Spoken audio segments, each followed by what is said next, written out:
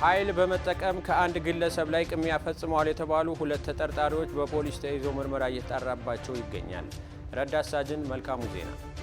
ሁለቱ ተጠርጣሪዎች ወንጀሉን ፈጽመዋል ተብሎ በቁጥጥር ስር የዋሉት በየካ ክፍለ ከተማ ወረዳ 3 ጀሞ ግሮሰሪ እየተባለ ከሚጠራው አካባቢ በምሽቱ ክፍለ ጊዜ ነው። አቶ ጌታቸው ቶሎሳ የግል ተበዳይ ሲሆኑ በምሽት ወደ ቤታቸው እየተመለሱ በነበረበት አጋጣሚ ግለሰቦቹ አንዱ አንገታቸውን ሲያንቅ፣ አንዱ ከኪሳቸው ገንዘብ እንደወሰደባቸውና የድረሱልኝ ጥሪ ሲያሰሙ ፖሊስ ወዲያው እንደደረሰላቸው ተናግረዋል። ስለመሸ ስልክም ስላላስኩኝ አስደውሉኝ ብዬ የሆኑ ሰዎች በር ላይ ስለነበሩ አስደውሉኝ ያልኳቸው። ከዛ ስልክ አስደውሉኝ። ሲያስደውሉኝ እኔ ስልክ ሳወራ እነሱ ተነጋግረዋል። በሰዓቱ ብርም ይዤ ነበረ፣ 5000 ብር በኪሴ ይዤ ነበረ ከስራ የተቀበልኩት ብር እና ያን ብር እንደያዝኩ ሲያውቁ ስልክ እኔ አውርቼ ልክ ዘግቼ ስሰጣቸው ስልኩን ከኔ ተቀብሎ ለጓደኛው ሰጠ። እኔ ልክ ለጓደኛው ሰጠና ወደ ዞር ብዬ ግቢ ቆፈቆፋለሁ። ግቢ ሲቆፈቆፍ ብር መያዜን ስላወቁ ከኋላ መጥቶ ያዘኝ ማለት ነው።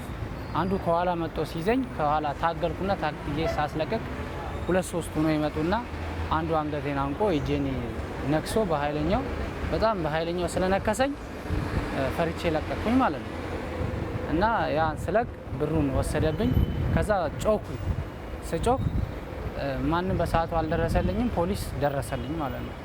ፖሊስ ተጠርጣሪዎችን ከነ ኤግዚቢቱ ይዞ ምርመራውን በማጠናቀር በአቃቢ ሕግ በኩል ክስ ለማስመስረት እየሰራ እንደሚገኝ የፈረንሳይ አካባቢ ፖሊስ ጣቢያ ወንጀል መርማሪ ምክትል ሳጅን መሰረት መላኩ ገልጸዋል።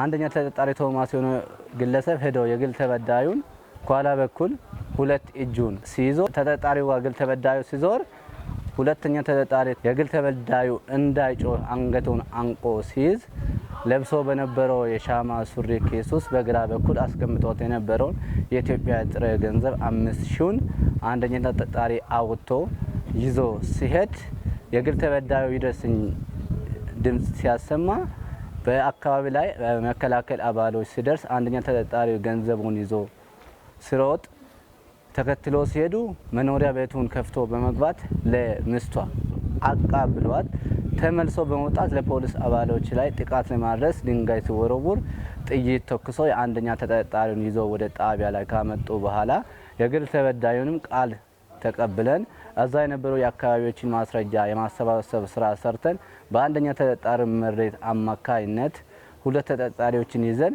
ምርመራ እያጣራን እንገኛለን። ማህበረሰቡ በምሽት በሚንቀሳቀስበት ወቅት ለወንጀል በማያጋልጥ መልኩ መሆን እንዳለበትና በየአካባቢው የፖሊስ አጋዥ በመፍጠር ወንጀልን በጋራ መከላከል እንደሚገባ መርማሪው ምክትል ሳጅን መሰረት መልእክት አስተላልፈዋል።